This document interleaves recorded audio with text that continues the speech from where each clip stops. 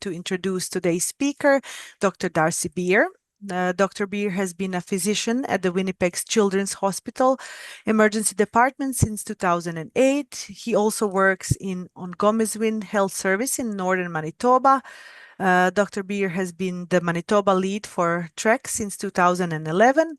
He's a member of Pediatric Emergency Research Canada and has collaborated on numerous studies and clinical trials in pediatric emergency medicine and has over 30 academic publications.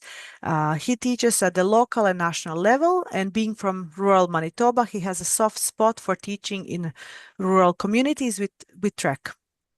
He previously practiced as a northern nurse. When he's not working, he enjoys cycling, northern skiing, and naps. So now I'm pleased to hand things over to Dr. Beer, who will be leading us through the sedation session. Okay. Thank you, Matea. My I'm pleasure. doing my nap, so I'm not sure. Should I start with that? No, I'll try and stay awake for this. I hope I keep everybody else awake too. So thank you all for coming. And yeah, I'm Darcy Beer.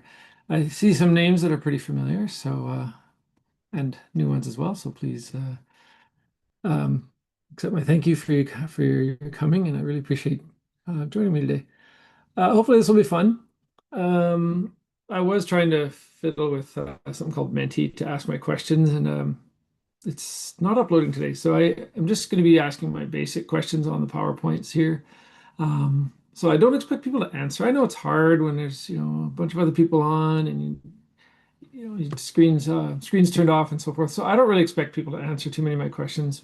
I certainly welcome your answers, either through the chat or just speaking up.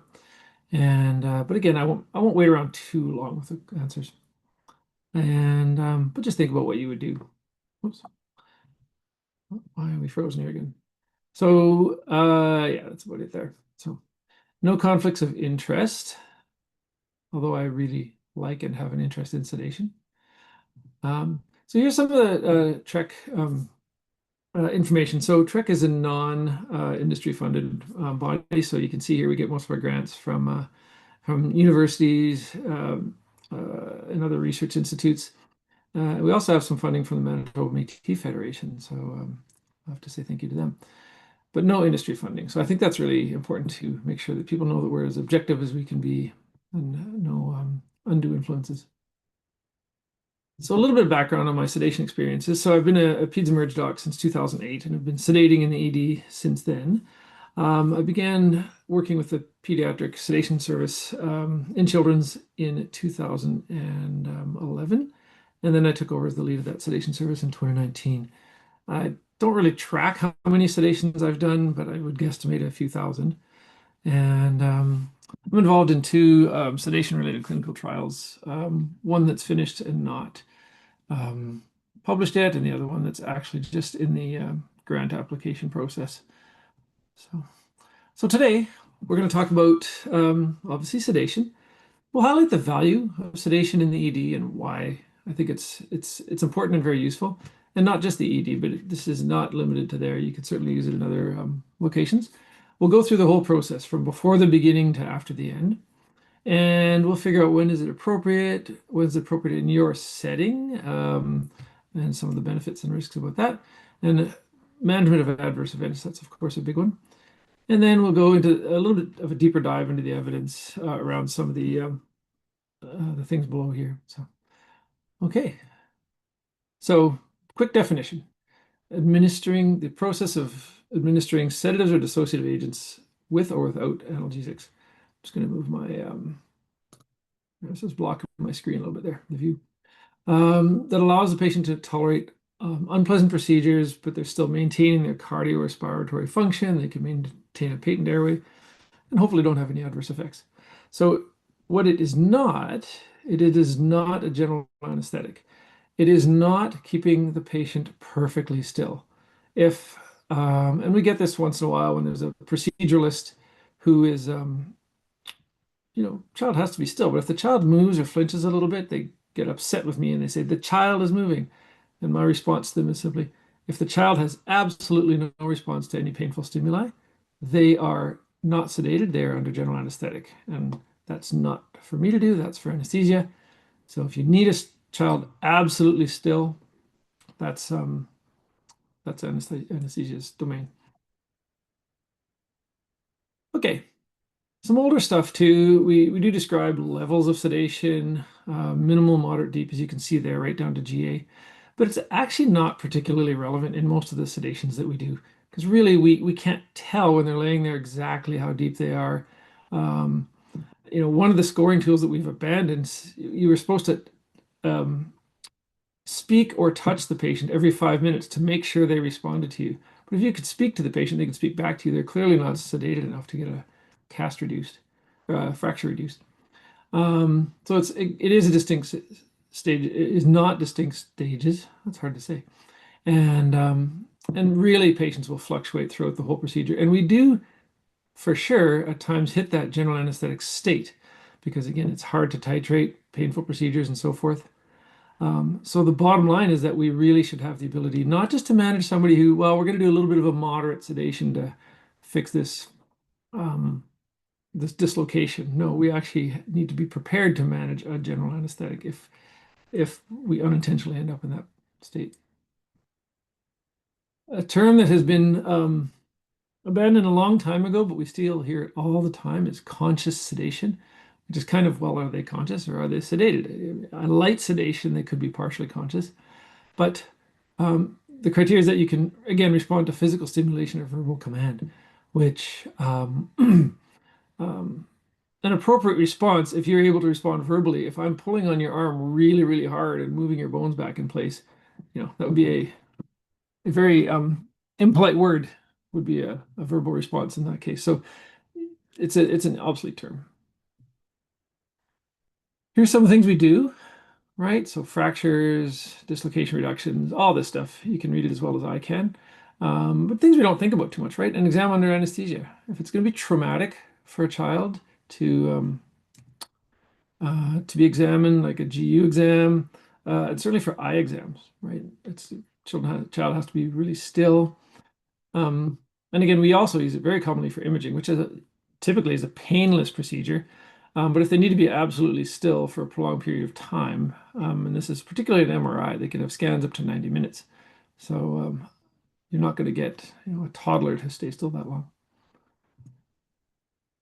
And here's kind of what we've done in terms of how we're a resource for the hospital. Oh, sorry, this is a crazy sensitive mouse. This always happens.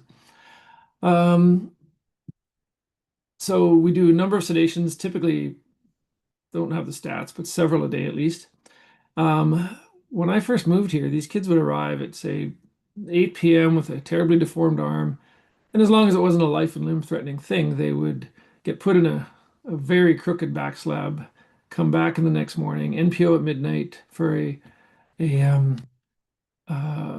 for a standby, wait on a standby slate. And often they would get in at the end of the day. So these kids would be 18, 20 hours post-injury. And that was it's just not acceptable that your kid has to be in pain with a deformed arm at home for that long. So now we do it every day in the ED. We work 2 days a week in the MRI, and we cover about 650 to 700 cases a year there. And then we work in our procedure unit as well. And some data that was looked at in 2017, we haven't got newer data, but we about 1,000 hours a year of OR time just from those 1.5 days. And generally one day with the half day is an add-on if there's some overflow. So anyway, we've been quite efficient. So this is one of my questions that I was going to put in Menti, but again, it's not working. So you can just think about this one. So where are people at in terms of their experience with sedation? Have you seen it, observed it, participated in any way? Sedated adults, we kind of see a lot more adults when you're not in a children's hospital. So I don't know what everybody's comfort level is with adults out there, but does that translate to kids? Are kids scarier? Are kids harder? Are kids easier? And who here routinely provides? So again, I don't have a way of tallying that up, but just where you guys are at. And of course, TREKK has resources for all kinds of things. We have a 3-page bottom line recommendation, which walks you through the whole process. I'm not going to go into it in great detail, but it's on the website and it's a nice tool to have. Okay, so let's get into this. So there's a chat question there. Let's take a quick peek. That's the older stuff. So let's be honest. Oh, I did it again. There we go. So procedural sedation isn't so complicated most of the time. Procedural sedation is boring most of the time, right? And I think of that, I learned that kind of phrase from a pilot, and it applies to things we do in medicine too. It could be 99% boredom and 1% sheer terror. So it's things like this. This kid was happily asleep, resting or comfortably sedated in the MRI scanner with no problems whatsoever when we spotted this on the monitor. Um, Freaked us right out, but he was laying there perfectly comfortable. So he had a little cyst coming out of his brain, and it's up in above the soft palate, so we didn't see it. And since he was doing absolutely fine, we carried on, and I have not sedated him since. I'm not sure if that thing is still there, but that's the kind of thing where something unexpected can happen. And that's when you need to deal with take it a little step up from the not so complicated. Oh, typo in there, but anyway, let's be honest. It doesn't matter really and I used to ask that to residents or whoever I'm working with, like, are you comfortable with sedation? Can you do this on your own? And I don't think that's a good term anymore because you might be comfortable with sedation, but the question is, are you able to manage the things that go wrong in a sedation? And that's a bigger, much more weighty question. And the Canadian Pediatric Society guidelines recommend that, as you see here, should only be performed by clinicians who are trained and experienced, have advanced airway skills in pediatric resuscitation.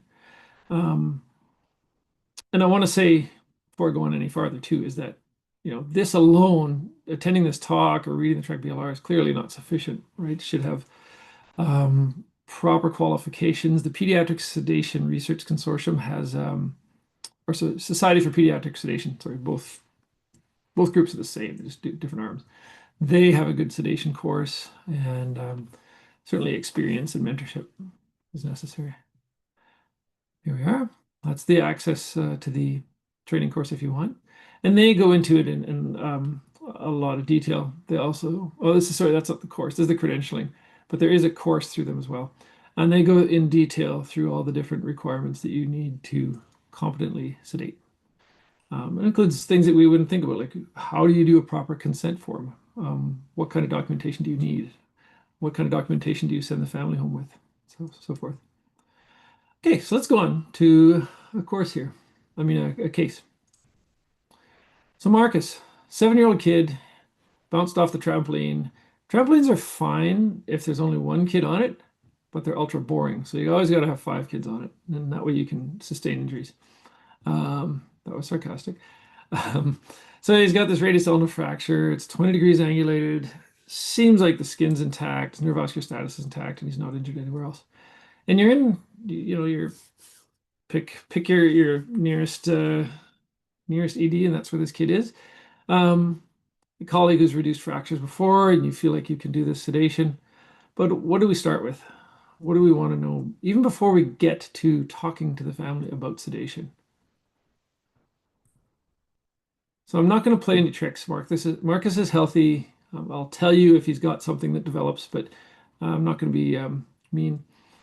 And we'll just assume that he doesn't have any major medical issues and he's got a generally normal physical exam. But again, before you start, what are you going to ask yourself and the patient to ensure that you can deliver appropriate, safe care? And again, just going to move on pretty quick. It's a lot of stuff we could go through here. It would take a while. So already we've talked about this, the skills and credentials. So you really have to ask yourself and the child, well, how old is this kid? We know he's 7, a healthy kid, but what's also the nature of his problem? Is this something that I can and should be managing in my facility? If it's something quite complicated with a high risk of adverse events, like a dislocated knee or something like that, yeah, you might be able to sedate them and you might even be able to get it in position, but is there a high risk of damaging vessels and nerves and so forth? So it's not just about the sedation, but is this something I should really be doing in my facility? And do I have the resources to do this? Okay, I've got all the resources I need to do adult sedations. Look, I don't have any pediatric oral airways or pediatric bag valve mask equipment, so forth. And same with this. Can I rescue them in this setting? wherever you are, whether you're still in, the Winnipeg Children's Hospital, but you're not in your, in your comfy ED. You're out doing something in diagnostic imaging or something like that. And really, is this the best option for this child? Well, this child's got a couple risk factors. Maybe we could try and do regional anesthesia, or this is a big invasive thing where we're going to be, drilling holes in bones and putting pins in and so forth. Maybe this kid needs general anesthetic. And heck, does this even need to be reduced? So this he's 7 years old with 20 degrees angulation. Um, there is guidelines, not going into any orthopedic stuff, but you can actually look up or call and find out, send the image off to the orthopedic surgeon and they'll tell you, yeah, that one's fine. You can just leave it alone. Or, a little bit of cast molding, so forth. So maybe we don't even need to sedate this kid. And then again, kind of ties in with my mention of the knee dislocation. Like if I'm going to be doing something like that, and I'm highly likely to fail, and it's just a little bit beyond my skill set, maybe we should just leave it the way it is and get them transferred where the orthopedic surgeon can do this reduction instead of me. So it's not all about sedation. He'd be fine to sedate, but if we can't fix it properly, then we shouldn't be doing it. And we have that not infrequently where we end up sedating a kid the next day. They were seen the night before and then had to come back and be resedated. So same as kind of the last question. Ahead of time, what equipment are you going to get? So we got those questions answered. And now about these ones. What equipment do you want? And sorry, again, my questioning is not working properly. So definitely going to want the cardiorespiratory monitor. What about N2? We'll talk about that later. And did I say N-title? I said something wrong there. Oxygen tubing, masks, so forth. Suction, various devices too. Like in little kids, I'll often use that. They're in the yellow packages, the little suckers. They're nice and soft. They can get up noses and a little ways into the mouth. They're really handy. You need your nasal airways, your bag valve masks, mask device, and so forth. A good equipment checklist. So it's not just done by memory, right? Where we should be able to check this off and make sure we have everything. Oh shoot, I forgot this and now I need it. And then our documentation materials. And as a rule, we'll have our resuscitation equipment available.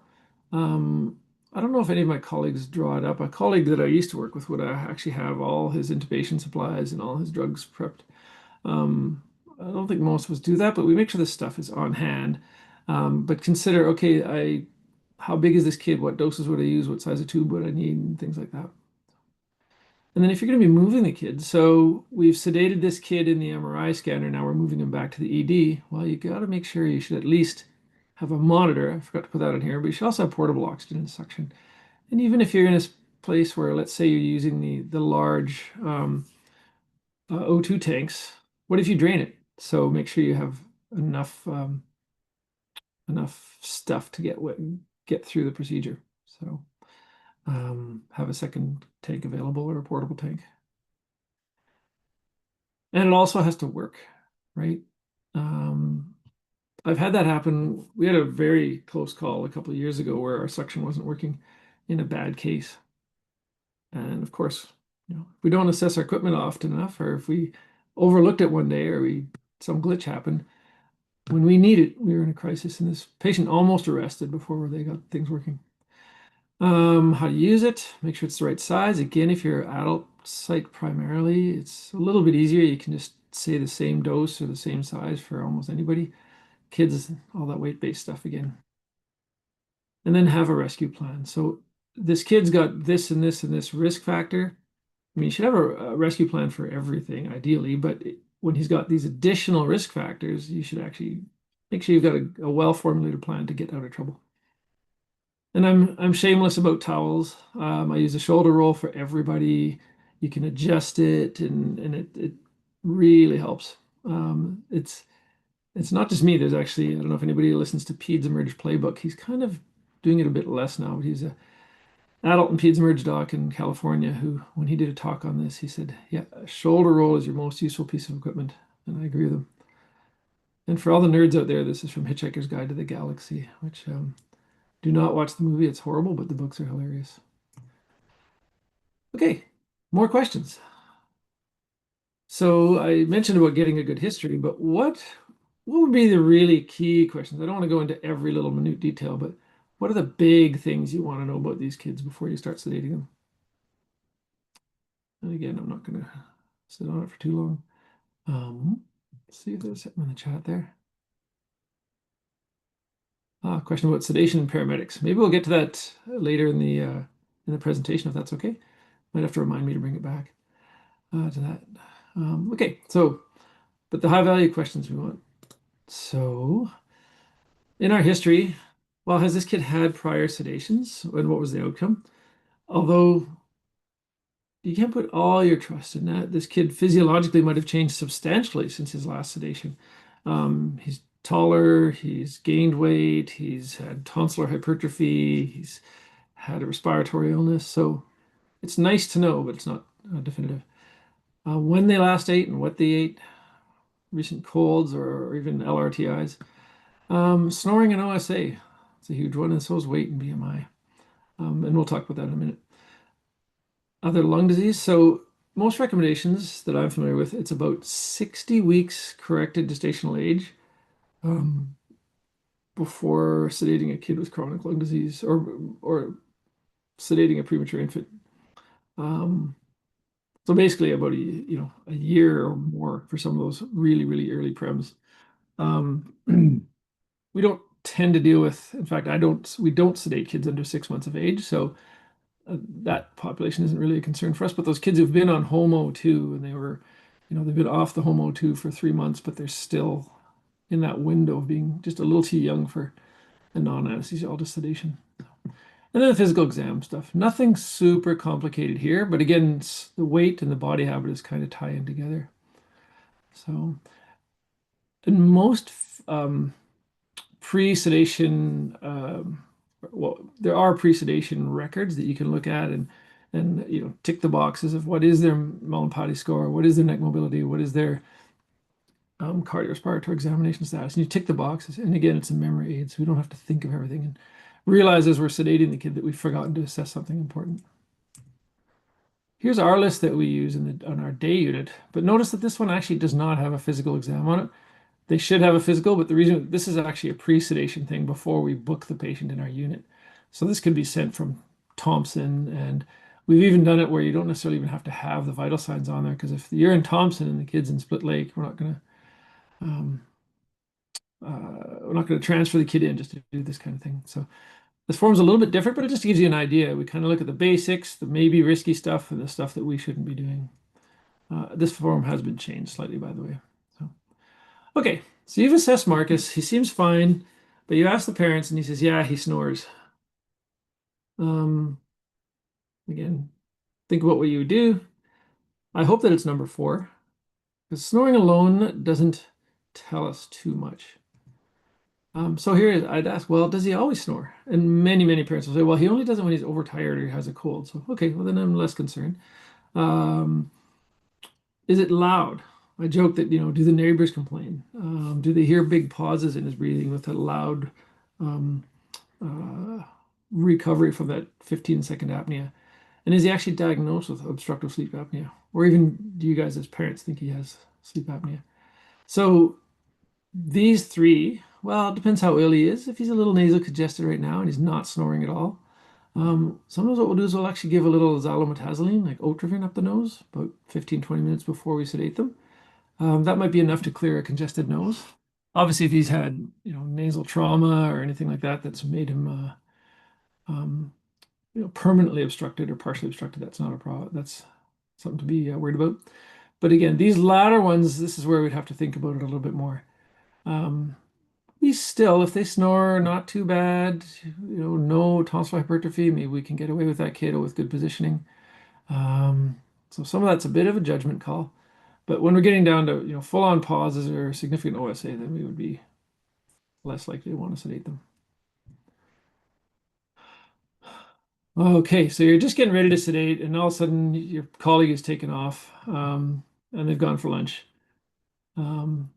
Well, I'm all ready to go. The monitors are on. I got the drugs drawn up. What should I do? Do I wait? Oh man, it's gonna be another half an hour or an hour. Should I get someone else? Maybe if we have an RT in our facility who can help with the airway or another nurse in the room. oh, maybe I'll abandon the sedation, um, and uh, and just do it as a regional block. Or nah, we'll just send him home. And I just realized I forgot to put the most important question in here. The most important question is, I can do this myself. I'm going to do the procedure and the sedation. I can't believe I forgot to put that in there. Just was thinking it the whole time. So, would you do this by yourself? Sedate him and do the reduction. And I have a colleague who's not an emerge doc, not in a critical care thing, but claims, yeah, when I was training, we did it all ourselves. We sedated him and we did the procedure all the time, and we never had a problem. Please don't do that, right? And I think we should all understand why, right? You get task focused. Oh, I'm almost done. I'm almost done. And then so we can let the apnea go another few seconds. And now you're panicking and you're, you know, pulling out needles and you're poking yourself with sharps and you're trying to get over to the airway. It's just not a good idea. Even if people tell you it's never been a problem. Um, and you hear me use this a couple times in here. I always use the joke or the line about a seatbelt. Well, you know what? I've been driving back and forth to work for years and I've never needed my seatbelt, so I'm just fine. I don't need a seatbelt anymore. I can't predict the future and what's going to happen to me the next time I drive. So, okay. Now your colleague's back. Oh no, wait a minute. Marcus is 38 kilos. I plot him on the growth chart, and the 97th percentile is 37 kilos. Okay. Well, let's check him out. Well, what about this BMI thing? We've been using that for years. So, well, if he's 125 centimeters tall, and I actually pulled out a growth chart and kind of plotted this, um, he'd have a BMI that would put him in the obese category. Make him 20 centimeters taller. Well, he's still actually a decent BMI, but it's really falling out of favor. It's still on certain guidelines. A lot of guidelines don't have anything to say about it, but ones that do will say if the BMI is over 95th or 97th, then we shouldn't be doing it. And yes, I'm going to apologize a little bit because this is me going into a little bit of a dive. But so, what's the literature say? Here's I looked at a lot of stuff recently about all this because it became a little bit of an issue in our department. Um, Canadian Pediatric Society just says consult anesthesia for obese patients. We be calling anesthesia a lot. So if we canceled or deferred every kid who was over the 95th percentile, I would guess that probably a third or more of our kids would end up being ineligible for us. Now it says consult. Doesn't mean you can't do it, I suppose, but anyhow, that's the only guideline that really says much. The AAP is kind of funny because they talk about extreme obesity, but this is actually the definition of obesity, not extreme obesity. So again, it's not huge. Um, and again, careful evaluation. So it doesn't tell you you can't do it, but just be careful. And then I looked at so 5 Canadian children's hospitals, and then the American Society of Anesthesiology, Canadian Society, American College of Physicians, Emergency Physicians, and Up to Date, and none of them go beyond saying, well, review the medical record, or some of them don't even bring up weight at all. Like that weight shouldn't be a consideration. And we see the literature does say that obesity is a risk factor, but they just simply say just that. Adverse events are higher with obesity, but there's so much more that we could dig down into that, right? So, um, well, how obese is this kid? And one study mentioned the only kid that had a bad adverse event or a significant adverse event was that he needed brief PPV.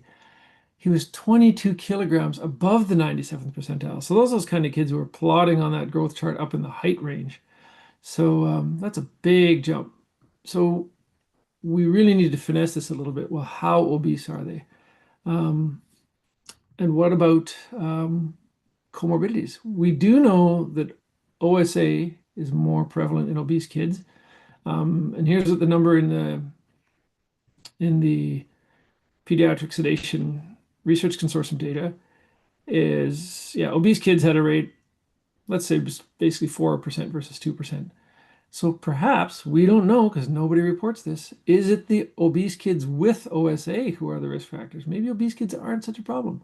Or maybe the obese kids are only, you know, 5 or 10 kilos over the cutoff, not 22 kilos. We don't have data. And then There is this though.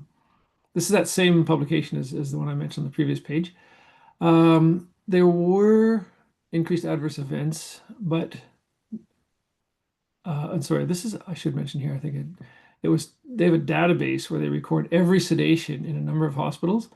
And it had 26,000 kids, 5,100 of them were obese. That's where this data came from.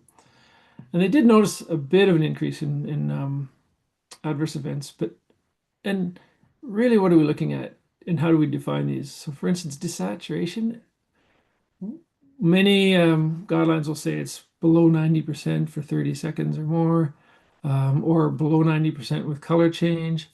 One study defined an adverse event as any time the physician needed to do an intervention. So if you did a chin lift, even if you just repositioned them because they snored a little bit, that was an adverse event. But these numbers are not big.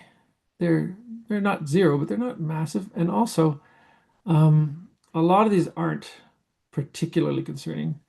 Yeah, maybe you have a few more secretions, or maybe you have the occasional small desaturation. It's not quantified. Again, they don't say.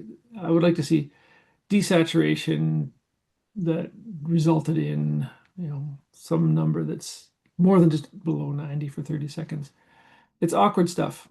Anyway, the big ones though, I think are if your airway obstruction, needing PPV or laryngospasm, I think are the big ones. If you have to abandon the procedure, and they didn't define that either. So did they abandon because they provided some PPV versus did they abandon just because the kid was moving too much? That wasn't defined. Regardless, this is some data that we have on adverse events with obesity. But my big issue with all of it is that we're not quantifying it and looking at comorbidities with them. So here's what I do. If you really want to know what goes on in my head. So I look at the whole package. How obese is this kid? And does this kid actually meet criteria for obesity just on paper, but he's just a muscular, stocky kid, right? He's a little football player and he's got big legs and big arms, and he's, a body fat percentage that's totally reasonable. But those kids who are truly have a significant amount of adiposity, where is it distributed? So if it's kind of on their neck, you see those kids that really don't have a neck, kind of go straight from chin to sternum, or they got that large neck circumference, or there's a lot of adiposity on the chest. So, that weight's just sitting there compressing the chest, potentially making chest excursion much more difficult under sedation. Okay, well, yeah, he's a bit of a stocky kid. He's maybe a little obese, but he doesn't snore. He doesn't have OSA. He doesn't have these things that we were kind of talking about. What about steroid-associated weight gain? If this kid was fine a month ago and he's been on steroids for the last month because of his leukemia or whatever else he's got going on, or his kidney disease. Yeah, I'm saying kidney, sorry, getting off track. But kid's been on steroids for the last month and he's put on a whole bunch of weight, but he's kind of just globally overweight, but doesn't really have a significant change in any of his other findings. And then, okay, well, do I need to provide any additional treatments, or should I do any specific monitoring for this kid? Maybe if I didn't put end-tidal CO2 on, I will for this kid because it's just one more parameter that will help me. And do I have some other help? So if I have down the hall, there's a GP anesthesiologist or anesthetist, or somebody who can give me a hand if I get stuck. And then here's some of the big ones too, right? So will I be able to rescue this kid? Oh, sorry. This is just getting me smokes. Does he have any other risk factors for difficult positive pressure ventilation or difficult intubation? And those don't necessarily correlate. A kid who's easy to ventilate might be hard to intubate and vice versa. And some kids, like that kid I showed in the picture at the beginning with that big thing in his airway, there were no risk factors. There was nothing that I suspected. I don't usually do a nasopharyngoscopy before I sedate a kid, so I had no idea that thing was in there. But can I get out of this procedure quite quickly? So, okay, he's obese, he's got some risk factors, but it's just going to be for a quick LP. He's going to be on his side already. I can just quickly pull the needle out, or the other person, not me as the sedationist, the other person can quickly pull the needle out, and we can just position the kid as we need to get out of trouble. And then again, back up. And how important is this procedure? For instance, you need to get an LP on this kid because you think they have meningitis, but they've already had parenteral antibiotics. Is there any reason that this kid has to have this LP now? Um, or maybe we don't even need to do it. Is this test that important? So, how urgent is the test? Is there a risk to limb or life? Or, it's just something that I just want to get done because I'm in a hurry. So, and then how long will it take? It's not, this is a bit of gambling. It's like, um, running through fire. You're gonna get out of there really quick. You'll be fine. But if you're playing with fire for a long time, you're out exposed to danger a lot longer. You probably shouldn't do that. Get in and get out as quickly as you can. If it's a short procedure, you can likely manage. Okay, so Marcus, back to him. So okay, you can manage his obesity. He's just over the 97th percentile, no big deal. Oh no. Just as you're about to put in that first dose of drug, and oh my God, I just realized he's had a Big Mac and fries and smells like milkshake. And yes, this happens. He was hungry on the way here, so we stopped and picked up some food. And he's eating a Big Mac and fries and a big milkshake. It's a mighty 7-year-old. Um, so he's 1 hour post ingestion right now. Now what? Now he's up to 40 kilos after that meal. So I'm pushing boundaries here a little bit. This is a contentious area. And if you do have the time, it's a really interesting story about the fasting recommendations. That's a talk in its own. I put some articles in the next couple of pages. But here's the present anesthesia guidelines for pediatric sedation in Canada. So as you can see there, 6 hours, 4 hours, 3 hours, 1 hour for clear fluids. Here's these articles. They will be on the website later in the talk, or if you can take a screenshot really quick. But they are excellent, excellent articles about fasting, and I think just questioning things and looking back through where things came from. The one I'll just discuss is in 1946.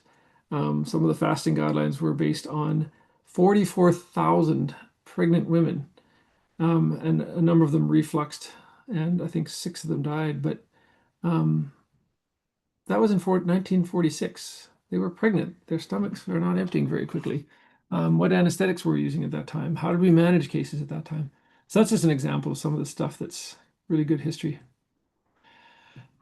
And there's a difference. The sedation community um, holds a different view than the anesthesiology community in general. And I think this is moving. There's actually some anesthesiologists who've published this one in 2020. But historically, every single sedation, whether it was a 9-hour GA, cutting the belly open, pushing lungs around, whatever they were doing, um, versus a 5-minute lumbar puncture where you're laying on your side and you get one shot of propofol. It's regarded as the same risk, so we have to do the same fasting, the same monitoring. And again, this is being questioned, and it can sometimes cause quite a bit of contention. But we are moving. This was written quite a while ago, and it's a bit of a trap question, right? So these guidelines, they've protected millions of people from possible injury. Okay, so you fast a really long time, or okay, there's my bias, but you fast for 6, 8 hours. Has that saved you? Has it protected millions? We don't know. We don't have data on this, and I don't know if we ever will.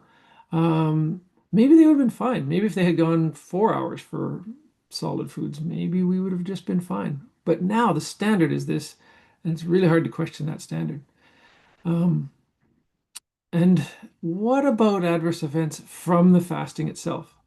And that's a big one for me. Even when kids have been recommended to have a 1 hour clear fluid recommendation, so the parents have been told this, the average fasting, because when you got up in the morning, you had to go straight to the hospital. We don't want to push it too bad, or we have said, yeah, it's technically 1 hour, but I want you to fast for 3 hours because you might get in early. So a lot of these kids end up being quite a prolonged fast. And then it's rare, but you can, if you're volume depleted, especially if you've gone all night you might be quite volume depleted as a little 1-year-old. And these kids can be irritable and they're crying and now they're full of snot and they're hard to get IV access in because they're volume depleted and their sugars are low and when you sedate them because of all that crying, now they got mucus in their airways. So that there are risks. It's not, well, there's no harm in it. Um, and this is in one of those articles that I provided above there. You would need over 1 million participants in a good trial to actually get evidence-based data on this. And it would even be unethical to do it because you can't, because these rules say you got to do it at this point. It'd be really challenging to get approval to start giving people food and liquids sooner, um, or with less time before the sedation. So that's not really ever going to happen, I don't think. And then there's actually potential increased aspiration risk from fasting. An adult who's thinking about food while fasting can produce between saliva and gastric acid up to or even more than 600 mils an hour. So they're going to have a very low pH um, content of their stomach. And then these residual volumes, if you're not really putting food in the stomach, the peristalsis might not necessarily be as active. So you may end up having a higher, more acidic gastric volume than if you had a little bit of food or something in there. Anyhow, so again, back to the Pediatric Sedation Research Consortium. This is the only data we have, and it's observational data because, again, we can't randomize people to this. But it's basically these 42 sites collect data. To be a part of this group, you have to capture data on greater than 90% of all your sedation. So they're not skipping out on the risky ones. And they included the higher risk sedation, kids with ASA scores of 3 or 4. Not too many of those, but 139,000 sedations. MPO status was known for 107,000. And they, not statistically significant, but actually overall, the aspiration rate was lower when they didn't adhere. And complication rate was not different. So no difference. And as I was grumbling about before with the weight stuff, they didn't quantify, okay, they drank this much this long before the sedation, so we don't have quantitative data that would give us some idea of how much you can drink and when you can drink it. Anyway, it's reassuring that these are the kids who are sedated, not going under those general anesthetics with airway manipulation and so forth. Just general sedations, really no difference whether you fast or not for liquids. Okay, so we're back to Marcus. So he's 38 kilos, he's a little overweight. He's eaten a big meal. So what other risk factors are we going to worry about besides his eating? Well, he's got that BMI and maybe he's a little prone to reflux. No tissue compromise. You know, he's a little anxious, but he's on his tablet and he's had some opioids on board, so he's not too stressed. So really, there's no rush right now that we have to sedate him.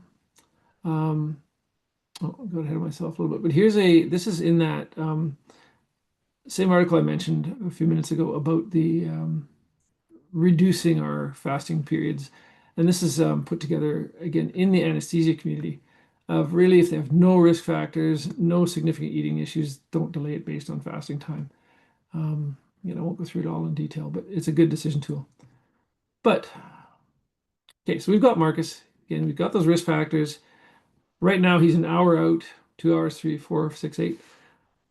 When would you sedate this kid? And again, just think about what you do and what you'd feel comfortable doing. It's going to be about a 10-minute sedation to do this reduction of his arm and put a cast on. So yeah, we're not in a rush. And as much as I'm pushing against the fasting guidelines, I also don't see a reason to push against them just for the heck of it. If the kid's got some reason to be cautious, don't just throw that out. I would still be careful. But he's got the food, he's obese. Let's just wait a while. Yeah. And then it is the benefits or the things on our side are that it is a short procedure and we could easily abandon it. We could just stop pulling on the arm and turn him on his side. So I would sedate him probably more in the 4 to 6 hour or more in the 6 hour range of it because he did have a huge meal. I think it was less of a big meal, like maybe a small order of fries or something like that. I'd be more comfortable around 3 or 4, which would adhere to that scale above, or that table above. Okay, so finally we're now 6 hours out. He's feeling hungry again. He's ready to go. Um, Here's what we see, top four especially. I could throw in what was I going to say, fentanyl midazolam as well. That's an older one we don't use too much. Anybody have any thoughts on what they wouldn't use?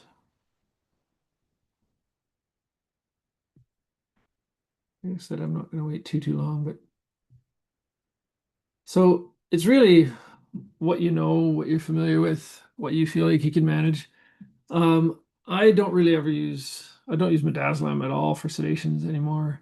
I don't typically, and I threw in the fentanyl ketamine one because that was one of our sites or one of the sites when there was a national sedation study done that was using it, and they had a actually tremendously high rate of adverse events with that. Um, and Anyhow, so in that study I was talking about, the national studies done by Malabat, and she looked at about 6,000 kids who were sedated and found, just with observational data, that ketamine alone was the safest choice. There's other studies that say that as well. But again, sort of like I said earlier about the adverse events, if you have a small DSAT or you reposition the neck and you consider that an adverse event, um, to me they are adverse events, but they're not the big ones that I'm worried about. So you basically had a reasonable rate of adverse events, but of low risk adverse events with no or very few. I don't remember actually offhand significant adverse events. Um, so I still stick with what I've been using pretty much since graduating is ketamine plus propofol. Ketamine alone, I've just had way too many kids who take a long time to wake up. I've had two kids who took the whole night to wake up.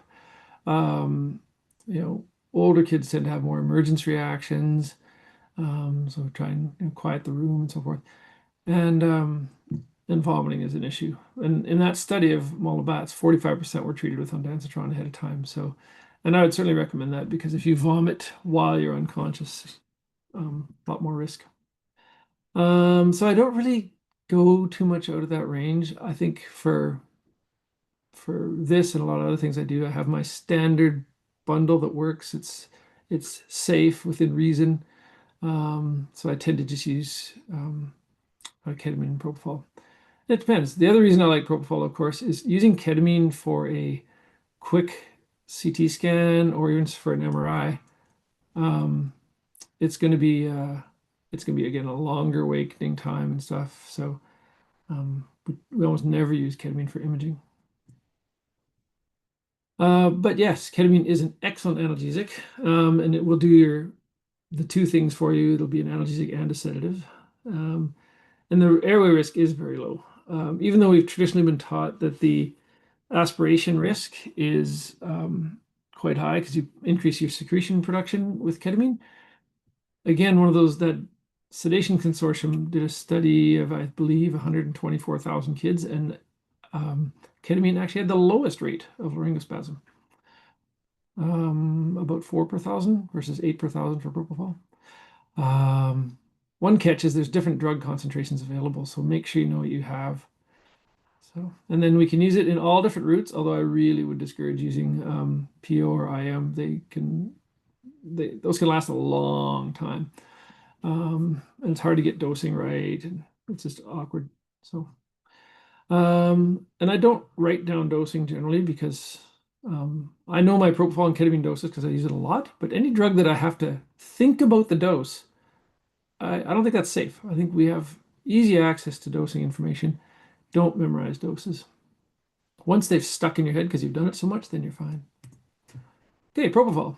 So the problem with propofol is it doesn't have any analgesic effect. It's great in terms of its onset very quick, wears off very quick. So by the time that kid's rolled back to the ED from their CT scan, they're already waking up. It's painful to inject. So I usually do a little bit of lidocaine ahead of time. We can only use the IV route. And again, it's great for imaging and other painless procedures like trying to think, well, not much else in the ED we do that's painless, but I do a lot of auditory brainstem responses and things like that up in our day unit where it's a great drug for just keeping them sleepy. Here's why I like the two. So you can see in green, right? So propofol will cause hypotension and respiratory depression. Ketamine, pretty much not at all. Um, there's a case report of a single person who got 50 times the recommended dose of ketamine IV and slept for a long time, but had no other adverse effects.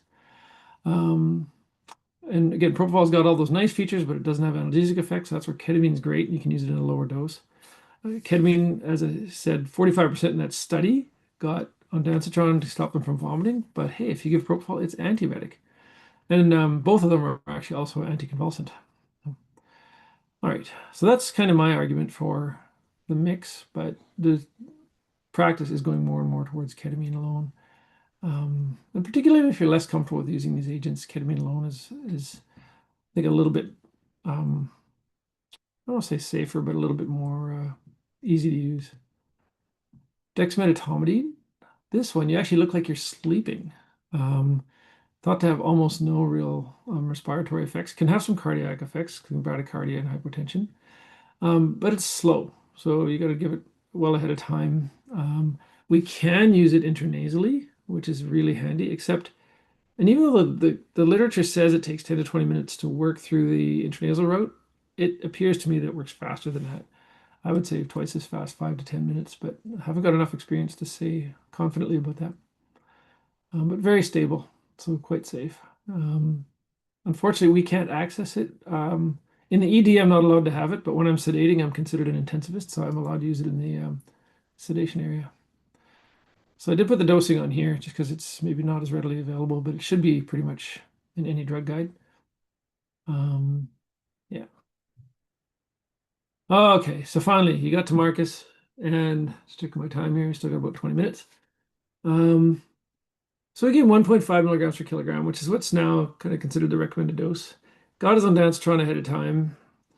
You put that shoulder roll in, you put him on oxygen and end-tidal CO2. I didn't get into the literature on that, but the combo there. But I always apply it when he's asleep because it really tickles, especially little kids. They'll be squirming around and rubbing their nose, and it can disrupt the smoothness of your sedation if they're rubbing at their nose and scratching at it. One thing we can do with kids, if they do have a lot of adiposity over their chest, you can sedate them relatively upright, like 25, 30 degrees. Um, that will displace some of that tissue off the chest, right? So you're not getting that compressive effect that's just closing or limiting chest excursion. So he did that, but then about 5 minutes in, he started to snore, no desaturation. That's the kind of thing where I'm not worried, typically. It's always have to be attentive, of course, but okay, did a little chin lift. I just take that. I always just take one finger or two fingers and just put it under the chin. I don't do the whole jaw thrust, chin lift, anything. Just a little, maybe a tip of his neck, just a little chin lift, and that almost always fixes it. And quite often, as they're pulling so hard and shifting the kid around the bed when they're putting that arm back in place, um, that shoulder roll might have slid out, and now he's got a neck roll or an occipital roll, and he's flexing his neck a little bit. So that's often a common cause of the snoring. So, but oh no, they're just finishing up the cast, and then he starts to get this tight, tight cough. He has a couple episodes of that, and like this high-pitched inspiratory stridor sound, and then you don't hear any sound at all. So you've heard what I've mentioned up there, but what are your other early signs of laryngospasm? Does anybody want to jump in on that one?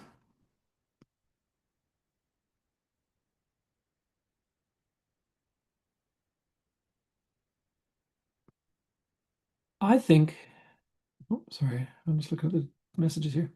I think that the first thing we often see, if you look really closely, and I always try to expose as much of that kid's chest and belly as I can, before you even see or hear anything, before you hear anything, or any numbers change, even your end-tidal CO2, you might see that instead of that nice little smooth rise and fall of the chest and belly, it all of a sudden seems to be a jerky movement, like it's the belly is jerking up as the chest is going down, and you can tell they're breathing against a closed glottis.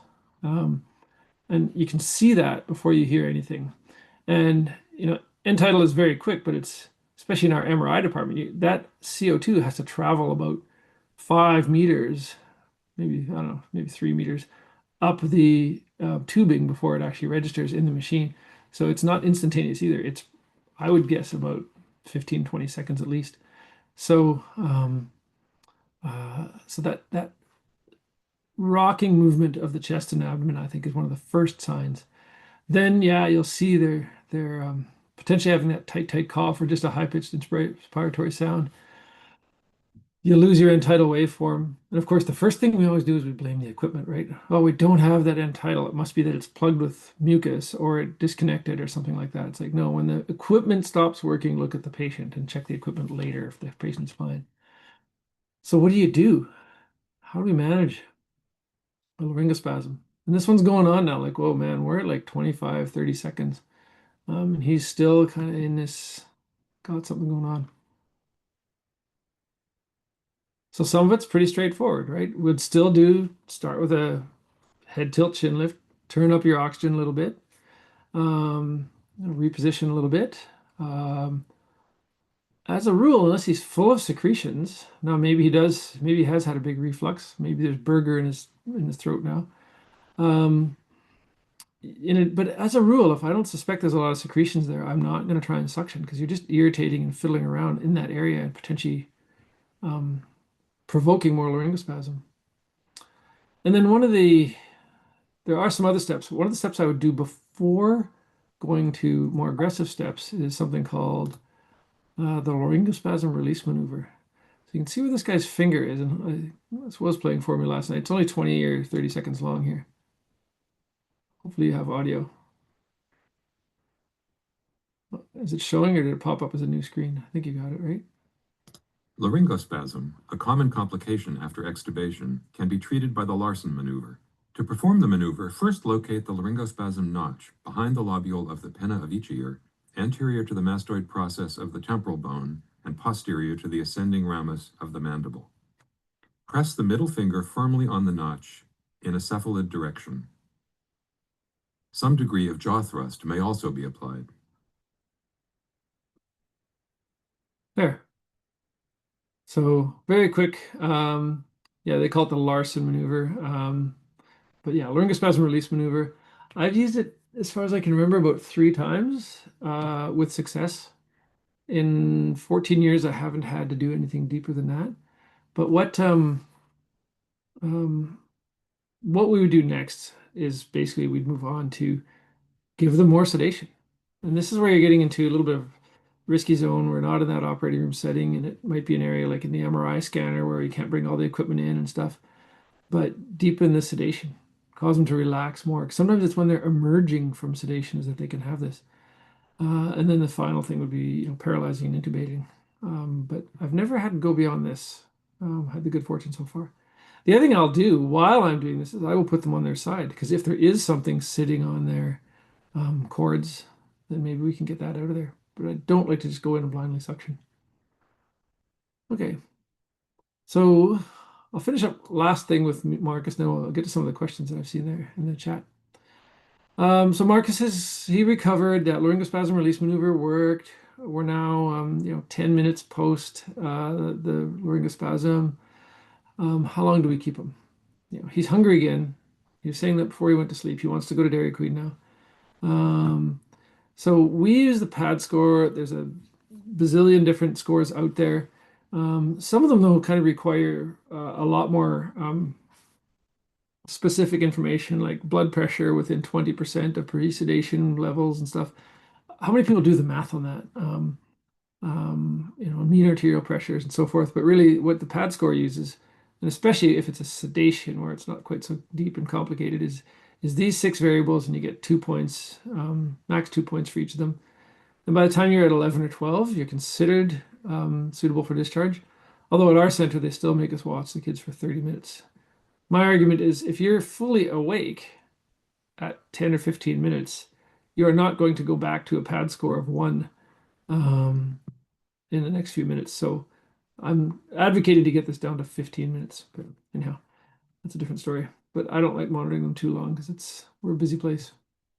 So he goes home to McDonald's. I should have said that, not Dairy Queen, but All right. So before I talk about this stuff, let me just pull up some of these questions here. So the first question I saw earlier was about the paramedic use of sedation, right? So um,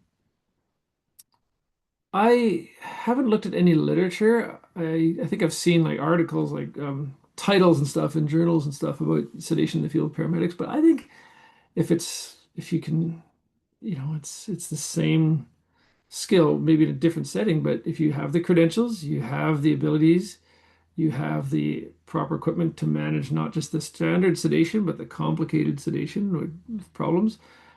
I don't see any reason. The one question I would ask, I guess, is because the other thing is volume, right? So how many cases are you seeing, and how many pediatric cases are you seeing? So even if you do see, um, whatever, 50 adults a year that you do this on, but you only see one kid, is it, is it,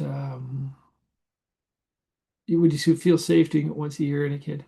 So those are the questions, but I don't object to it as long as those kind of standards are met. And I think with ongoing credentialing and stuff like that too, right? So waiting or once or twice a year going in and doing some sim or so forth.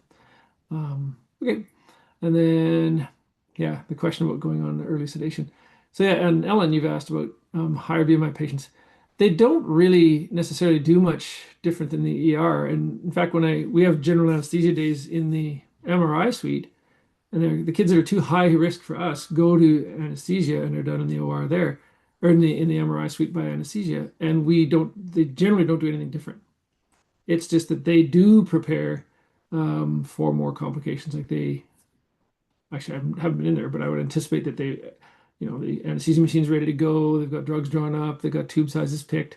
They're ready to do an intubation, but most of them are still just done the exact same way. So it's not that we need to go to anesthesia because they're going to do something different. It's just that the risk is higher. Um, and yep. So yeah, more experience and tools. Exactly. Um, oh, that video didn't play. Okay, or I didn't show them the video. Um, So just have a couple other things to mention, but does anybody have any other questions right now? The last bit of this is things that I've just learned in time and learned by some of my dumb behaviors as well. So, um, but a few warnings about sedations is I think because, again, remember how I said it would be, 20 hours or 18 hours after your fracture that you would get reduced. People will say, well, like, let's just do it down here. If this kid's too high risk, if this kid's just too high risk to do, I'm not doing him. But then, no, come on, come on. We've always done it this way. You're not going to make this kid wait 18 hours, are you? Come on, do it now. Come on. And you get that pressure, pressure, pressure. So, okay, I'm going to try and sedate this high risk kid, and I'm going to have an adverse event. Will you stand up for me? Will you say, okay, I bullied that person into doing it, so I accept responsibility for the adverse event? Of course not. It's your quote unquote fault. It's your doing that this kid had an adverse event because you chose to sedate them. So don't fall for the pressure. And it's been interesting where basically, oh, this is life and limb threatening. It's like, well, that's funny because you know, before we started doing these in the ED, this kind of fracture and much worse would go home for the night. Now it's limb threatening. So that's been a little bit of a contention. And I've had this one where they come back to me too. They went to the OR and because I rejected it and they got all mad at me. And I'm not pointing at anybody. I mentioned limb threatening there, but I'm not specifying by any means that this is ortho. This is other services have done this as well. Um, uh, and they come back to you and they say, he went to the OR and nothing happened. And that's again, like I said earlier, I call it the seatbelt bias. Yeah, you know what? I don't wear a seatbelt and I drink and drive and I've never had an accident, so it's fine. Of course not, right? So just because he didn't have an event means nothing. So, okay, so big one for me is that. I've been guilty of this, where again you go beyond your boundaries. Like here's really where I should have called anesthesia, but I've gotten away with it. Now I'm kind of taking it the other way about the seatbelt thing. I've gotten away with it. I've gotten away with it. I've gotten away with it. And before you know it, you're well beyond your safety range. If you're a little, you know, a minor bit beyond what you're usually comfortable with and nothing happens, fine. But all of a sudden you're way out there and I've done this 1,000 times. I know what I'm doing. I'm great. So that overconfidence sinks you, or you just want to make people happy. That's my problem is I hate saying no to people. Um, but you're gambling, right? You're playing the odds. Yeah, odds are 98% that this will be fine, but is 2% bad, 2% risk of a bad issue, worth it? And then the other thing that have had to put the clamp on with our on our sedation service is some of the higher risk things. We do the occasional single tooth extraction, and before you know it, we're doing 4 or 5 teeth, and they get a mouthful of blood. So we just had to say no. Like this is a high risk procedure. We're not doing that anymore. Or like suturing in the mouth. That one I have actually done a number of times. It's suturing. They're typically not bleeding that much, although the mouth is prone to bleeding a lot, but usually afterwards they're not bleeding so much. And again, it can be abandoned quickly, and there's typically not much bleeding. So we'll do those, but it's got to be something that you think about before doing. And then sometimes we just get lazy, right? It's like I've done this so much, didn't pay much attention, forgot to ask half the questions. That's why we should have that checklist. We didn't get the equipment out, and Murphy's Law, that's the time we need it. And check it, make sure it's working. And then, this cavalier attitude to monitoring, like, oh, the monitor's alarming. I think the cure for that is to shut it off. So yeah, just be mindful when you realize that you're getting a little bit too comfortable with things. It's always good to have a little bit of imposter syndrome. And last bit. So I didn't go into end-tidal CO2 very much. You have to see if your monitor is equipped to do that. And it does pick up things faster, but there's been no change in outcomes shown. And we could say, yeah, do your diligence, like pull that t-shirt up and watch the chest and abdomen moving. But this will help you. There's nothing wrong with using an additional tool for safety. So, and yeah, you won't get good numbers because often it's just this probe sitting in front of the nose. So only a fraction of the CO2 they're exhaling will actually will get into that into the tubing. So you won't get a valid number typically, but you'll still see that they're breathing. And it can be that delay because it has to pass up the tube before it gets recorded. And this is another thing, a whole different talk, but with anxiolysis, right? We can use it for minor procedures, quick things. Midazolam is one of the most common ones used, but it stings. And you can get some paradoxical reactions. These younger kids will all of a sudden get wired and they're bouncing off the walls. And it's not analgesic. So ketamine's great up the nose, but you need a high concentration, and RED only stocks the low concentration. So you'd have to put a lot up their nose. And we did a trial where we only had relatively low concentration, and we were giving them every 2 minutes, we were giving them another dose. And I bring up dexmedetomidine again. This is a great one. I think we should be using it more for kids who are even challenging to get IVs on before their scans and so forth. It really works well, but it's very slow onset. And right now we can't get it in all departments. So anyway, sorry guys, I have rambled for a long time. And this is just my public service demand here. Oh yes, there. So Christian, you actually well, a couple questions there.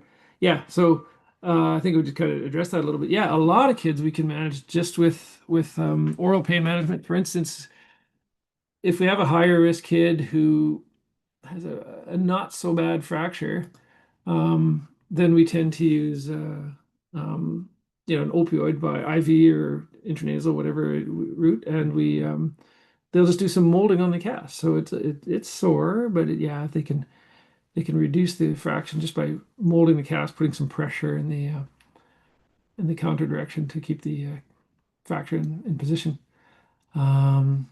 And then local anesthesia or regional anesthesia is also a big one. I used to do a little bit of that, but as I've kind of gotten less comfortable with it with time, I don't do much anymore. But we should be doing more ultrasound guided regional anesthesia. The kids could be awake and have good pain control. for the splinting of the leg or whatever. And then your last question was about drugs for agitation in the ED. I mean, it's still in the ED, it's still pretty much our standard. We'll usually give some Midaz or Loraz with some Haldol or olanzapine. Yeah, that alone is a big talk. Yeah, and people will try things like ketamine and stuff. There's some evidence on it. I've tried it once, and to be honest, it wasn't the best. But I think now we have a pre-printed order set where we have some more guidance on that. I don't remember everything on it though. So okay, I've taken it right to the last minute. Yikes! Sorry about that. Any questions? Oh, I see another